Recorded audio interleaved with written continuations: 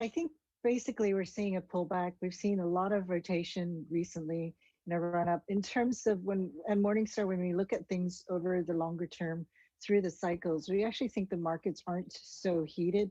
We think there are opportunities in some of the in terms of valuation in some segments.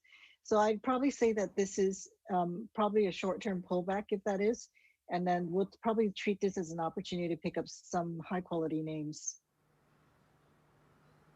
I guess the question always comes back to what's already been priced in by the markets, right? Because we Right. obviously had in the bond markets at least quite a sort of a violent readjustment earlier on in the year.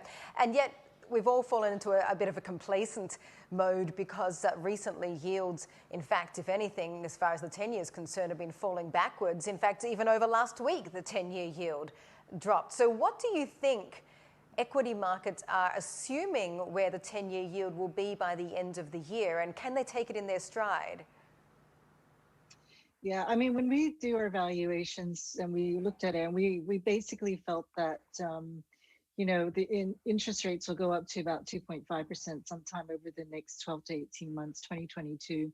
We actually think it'll peak around that level, and then and basically there aren't any specific long-term drivers that we feel would lead this to this being just not just a transitory impact on inflation. So in other words, we sort of expect yields to come off over the after 18 months or so.